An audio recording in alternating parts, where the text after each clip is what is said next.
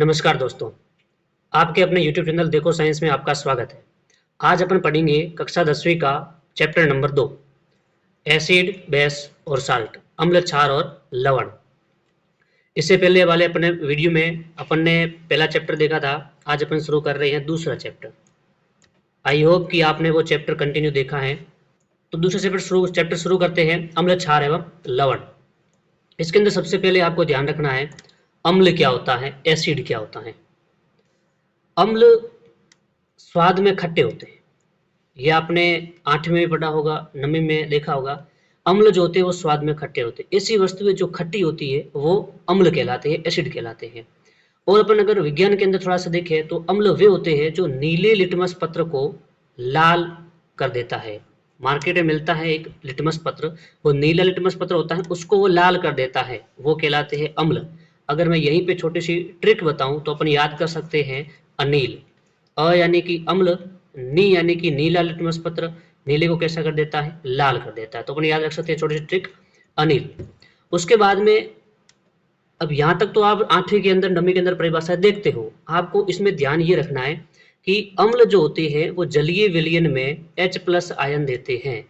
यानी कि अम्ल जो होते हैं वो हाइड्रोजन आयन देते हैं, जलीय विलयन में हाइड्रोजन आयन देंगे, ये आपको ध्यान रखना है।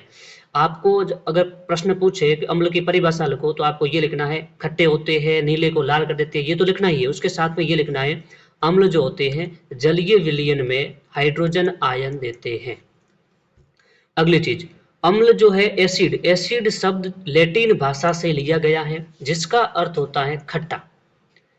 अगर मैं अलग अलग अम्लों की बात करूं तो कुछ प्रबल अम्ल भी होते हैं, दुर्बल अम्ल भी होते हैं, ठीक है, और सांद्र अम्ल भी होते हैं, तनु अम्ल भी होते हैं। ये अपन थोड़ा सा बाद में देखते हैं। अभी बात करते हैं नॉर्मली क्षार की। क्षार जो होते हैं वो स्वाद में कड़वे होते हैं। क्षार स्वाद में कड़वे होते हैं, अम्ल स्वाद में खट्टे होते हैं। ये पॉइंट होगा। अगला पॉइंट, क्षार जो होते हैं लाल लिटमस पत्र को नीला कर देता है। अम्ल क्या करता है, नीले को लाल कर देता है, और क्षार क्या करता है, लाल को नीला कर देता है। इसकी अगर मैं ट्रिक बताऊं, आप याद रखना छलनी। छ से यानी कि छ यानी कि क्षार हो गया, ल का लाल हो गया, और नी का हो जाएगा नीला। तो आप ये ट्रिक याद रख सकते हो। अम्ल की मैंने बताई अनील, क्षार की याद रख सकते हो छलनी। अब आपको एक परिभाषा और यहाँ पे ध्यान रखनी है। आपने अम्ल की बात की, अपने बात की थी, तब आपने याद किया था कि अम्ल जो होते हैं वो जलीय विलयन में हाइड्रोजन आयन देते हैं। तो यहाँ पे आपको ध्यान ही रखना है क्षार जो होते हैं ये हाइड्रोक्साइड आयन देते हैं जलीय विलयन में, यानी कि OH- आयन देते हैं। आपको यहाँ पे ध्यान रखना है क्षार जलीय विलयन में OH- आयन देते हैं, यानी कि हाइड्रोक्साइड आयन देते हैं।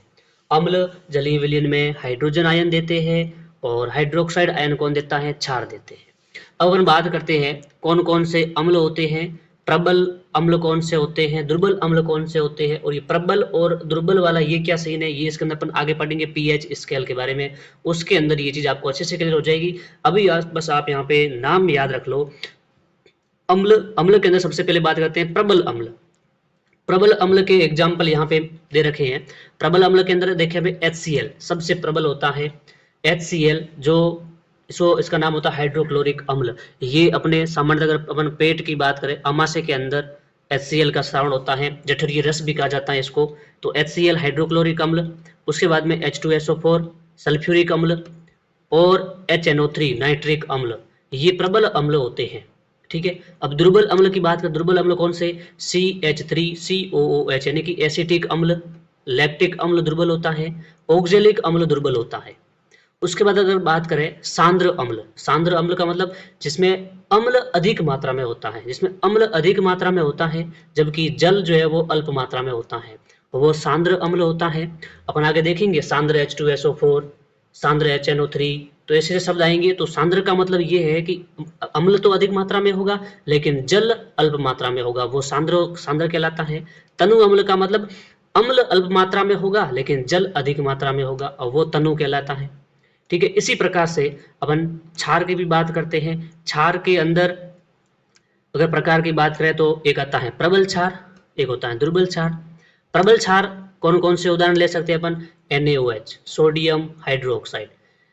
क्षार का अपन ने क्या कहा था? जलीय विलयन में OH माइनस आयन देता है, तो यहाँ पे देखो Na प्लस होता है और OH माइनस होता है, Na प्लस होता है, OH माइनस होता है।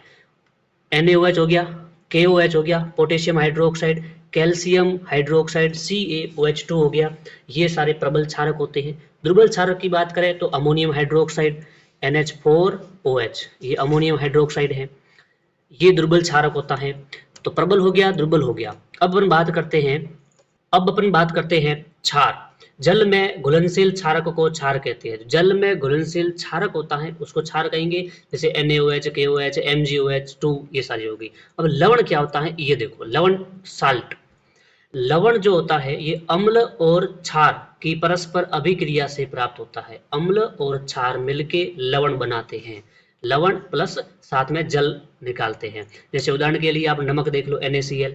NaCl जो है ये किससे मिलकर बना है? एक तो अगर इसकी मैं अभिक्रिया लिखूं तो यहाँ पे देखो, मैं इसको थोड़ा सा कर रहा हूँ, अभिक्रिया में यहाँ पे लिखूं NaCl की, तो ये किस प्रकार से होता है?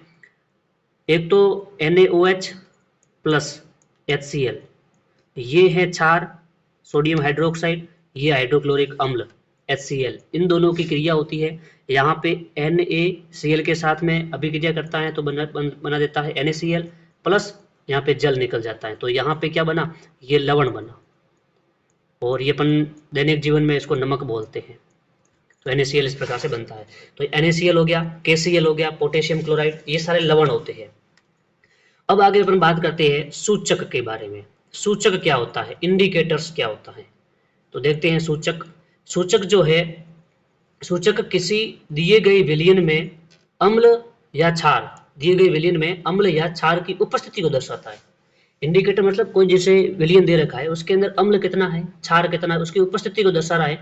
इनका रंग, गंध अम्लीय या क्षारक माध्यम में बदल जाता है, तो वो सूचक होता है। इसके बाद में सूचक जो होते हैं वो कई प्रकार के होते हैं, अलग अलग प्रकार के सूचक होते हैं। और यहाँ से एक प्रश्न भी बनेगा, और प्रश्न 100% बनेगा, और पूछेंगे प्रश्न। क्या पूछेंगे? सूचक जो है वो 3 प्रकार के होते हैं, ध्यान रखना। पहला होता है प्राकृतिक सूचक, दूसरा होता है कृत्रिम सूचक जिसको अपन संश्लेषित सूचक भी कहते हैं, और एक होता है गंधीय सूचक। 3 प्रकार के सूचक होते हैं। अब यहाँ पे प्राकृतिक सूचक मतलब जो प्रकृति से प्राप्त होते हैं अपने को, जो पौधे में पाए जाते हैं, जैसे कि लिटमस पत्र हो गया, लिटमस हो गया, लिटमस, लाल पत्ता गोभी हो गई, और अगर अपन बात करें जैसे हाइड्रेंजिया पौधे के जो फूल हैं वो हो गया, हल्दी हो गया, ये सारे प्राकृतिक सूचक है। अब प्रश्न ये पूछेंगे कि निम्नलिखित में से कौन सा प्राकृतिक सूचक है, कौन सा नहीं है, ऐसा सवाल पूछ सकते हैं। तो आपको ध्यान रखना है प्राकृतिक सूचकों के उदाहरण कौन कौन से हैं। एक आपने ध्यान रखा यहाँ पे, लिटमस हो गया, हल्दी हो गया, लाल पत्ता गोभी हो गई, हल्दी हो गई, हाइड्रेंजिया पौधे का फूल हो गया, ये होते हैं प्राकृतिक सूचक। दूसरा, कृत्रिम सूचक क्या क्या होते हैं? जो यानी कि रासायनिक रूप से प्राप्त होते हैं, रासायनिक पदार्थों से बने होते हैं, मानव निर्मित होते हैं, जैसे मेथिल ऑरेंज, इंपॉर्टेंट है, सीधा सीधा पूछेंगे, मेथिल ऑरेंज और फिनोल्फथेनिल, ये 2 सूचक कृत्रिम सूचक होते हैं, ये आपको याद रखना है, इंपॉर्टेंट है। अगला होता है गंधीय सूचक।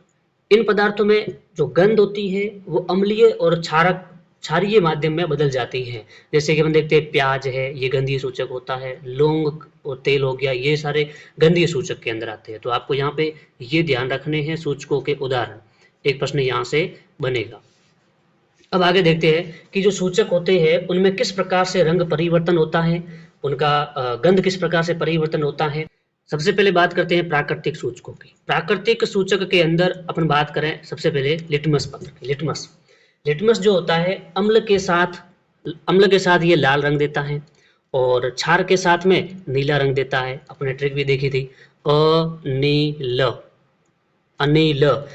अम्ल के साथ में लाल रंग देता है, और छलनी इसकी ट्रिक देखी थी, तो क्षार के साथ में ये नीला रंग देता है। तो इस प्रकार से आपको ये याद रखना है।